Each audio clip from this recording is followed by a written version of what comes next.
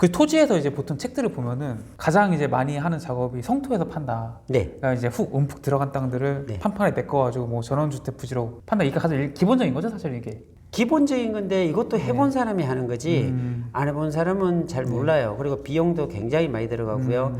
제 책에 보면 고잔리 네, 땅이라 그쵸. 있어요. 네. 그 고잔리 땅이 사실은 전체적인 토지의 맥락을 짚어보면 굉장히 다양한 것들을 분석할 수 있는, 그리고 그 땅을 통해 가지고 배울 수 있는 게 굉장히 많아요. 네. 왜 그러냐면 그 고잔리 땅 같으면 2차선 대로에 붙었는데 그게 거의 300m 가까이 길이가 돼 있어요. 그리고 이 도로에 길쭉하게 이렇게 붙어 있는 거예요. 네네. 그러니까 뒤 밑에가 움푹 파였어요. 한 5m 정도가 네. 꺼졌어요. 네. 그러다 보니까 붙어 있는데 그 내가 살려고 하는 5,000평 앞쪽에 있는 땅이 하나 있었거든요. 네, 네.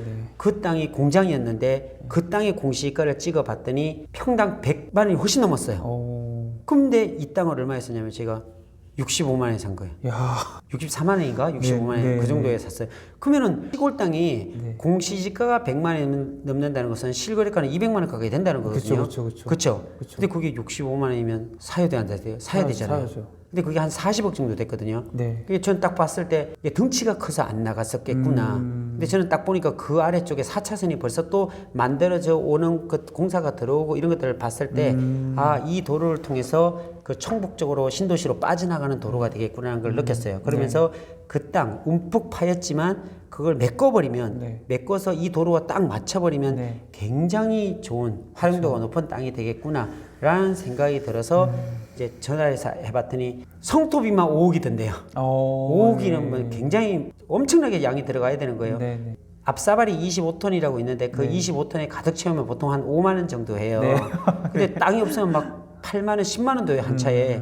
근데 그때 당시 삼성전자에서 나오는 땅 파는 그런 흙들이 많아 있었어요. 예. 그래서 그걸 얼마에 잡을 수 있냐면 한 차에 10,000원에 와. 엄청 싸게 잡았죠. 예. 그래 그거를 갖다가 쏟아붓죠. 거의 한 10,000대 가까이를 쏟아붓던 것 같아요. 네. 예. 거의 한 1억 가까이 네. 쏟아, 그 5억 들 거를 네. 1억에 그냥 끝낸 거죠.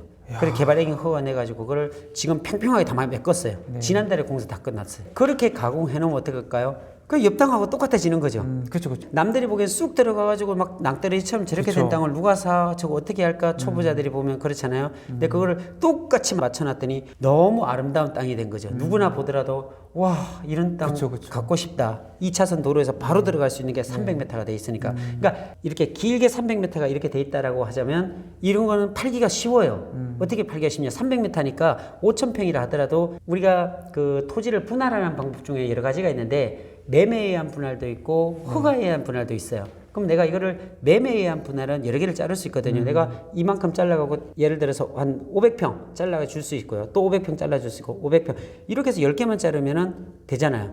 그렇죠? 그러니까 일자로 자르면 전부 다 2차선에서 다 들어올 수 있는 땅이 되니까 그런 땅이었어요 이게. 그래서 제가 땅을 살 때는 항상 신도시나 산업단지에 붙어 있어야 된다 그러고 메인 도로에 붙어 있어야 된다 그러잖아요. 예, 그리고 가격이 착해야 되고 65만 원이면 2차선에 붙어 있는 게 평택 땅이 그런 게 어디 있어요. 그러니까. 굉장히 좋았죠. 그리고 마지막 모양이 좋은 거.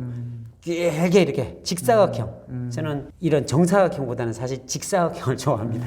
근데 작가님 그러면은 사실 이런 지식들이 뭐 아파트 투자처럼 뭐 책에 대중화되어 있지도 않고 네. 지식을 습득하기가 사실은 좀 어렵다고 생각이 들거든요. 어려워요, 작가님 사실. 어떻게 그 시절에 어떻게 배우신 거예요 이런 것들? 소위 미쳤죠. 그러니까 네. 미치면 미칠 수가 있는 것 같아요. 제가 해보니까 네. 현장에 가가지고서 네. 살아야 돼요. 가령 들어서 이 얘기를 해볼게요. 우리 피디님한테 네. 제가 30억을 드릴게요 라고 하는데 조건이 있어요. 네. 한 3년간 네. 평택 지역에 가가지고서 밥만 먹고 맨날 거기 임장 다녀야 돼요. 네. 거기를. 네. 그러면 할까요 안 할까요? 하죠. 하죠. 30억인데. 네. 연봉 10억인데. 그죠? 연봉 10억인데. 아니, 하는 게 우리 회사에 그 로고가 있어요. 가면은 놀면서 일하자. 네네. 그리고 베풀며 살자. 이렇게 딱 파놨거든요. 네네네. 근데 사람들이 보면 와서 전부 다 와, 꿈의 회사다. 어떻게 네. 놀면서 일하자. 이런 얘기를 해요. 근데 저희는 사실 제가 하는 일이 노는 거예요. 그리고 우리 직원들한테도 얘기하는 게 놀아도 현장 가서 놀아라. 사무실에 앉아있지 말고 임장 가는 게 노는 거예요. 내가 어디 용인이나 화성이나 가서 열심히 임장 다니는 거 있죠. 다른 지역에 가가지고서 열심히 산도 가고 밭도 가고 주변 돌아다니다가 마을 사람들하고 이야기도 하고 이장도 만나고 원주민도 만나고 네. 이런 거 자체가 재밌어요 사실은. 네. 그러면서 배고프면 그 지역에서 가장 맛있는 데 가서 맛집에 가서 밥 먹고 또 커피 한 잔 마시고 네네네. 또 부동산 사장님하고 가가지고 한참 얘기하면 지역에 대한 현안들과 개발 소식들과 또 토목사무실에 가가지고서 어떤 지번을 놓고서 어떻게 잘라야 되는지 이런 것들 이 자체가 매우 흥미롭거든요. 안 해봐서 그렇지 너무 재밌어요. 그러니까 놀면서 일하자. 그러고서 많은 사람들에게 이런 정보를 알려주자. 베풀며 살자. 이런 모토가 될 수 있는 거거든요. 네네네. 그래서 아마도 내가 그 30억을 드리면 네. 어렵지 않을 거예요. 3년을 그렇게 하잖아요. 네. 저와 같이 됩니다. 일주일에 한 번이 아니라 네. 이제 1년이 365일인데 매일 가보세요. 바보도 눈에 보일 겁니다. 바보도. 서두에 이런 얘기 했잖아요. 집회 감별사들이 네. 계속 그 원본을 보고서 네. 집회 복사본이 아니라 위패가 아니라 진본을 갖고서 계속 연습했을 때 그냥 도로록 하면 그냥 위패를 다 골라내듯이 아마도 계속 땅을 보잖아요. 그러면 저보다 더 잘 볼 수 있어요. 그러니까 중요한 것은 많은 사람들이 그렇게 하려고 하지 않기 때문에 모른다는 거예요.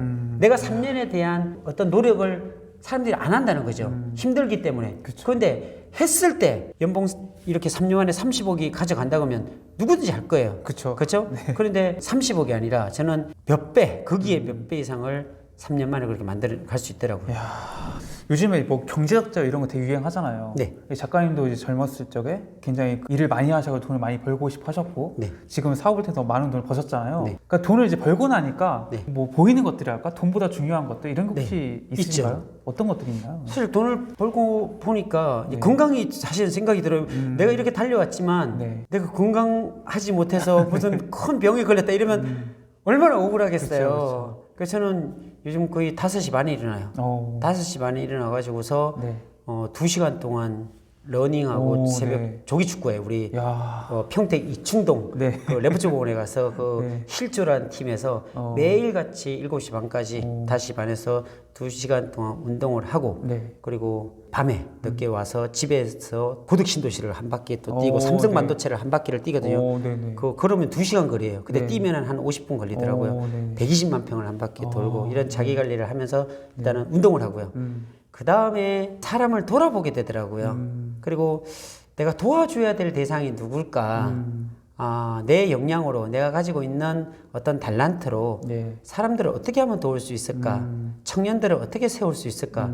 사실 이런 생각들을 많이 해요. 내가 있지도 않은 재능을 가지고서 하긴 어려워요. 네. 근데 내가 가지고 있는 이 재능으로 그 사람을 도울 수 있다면, 그 사람을 성공시킬 수 있다면, 그 사람을 이렇게 세워가지고 사회에 정말 가치 있는 사람으로 만들 수 있는 어떤 원동력이 될 수 있다면 네. 내가 거기에 쓰여지고 싶다. 이런 생각을 많이 하게 됩니다.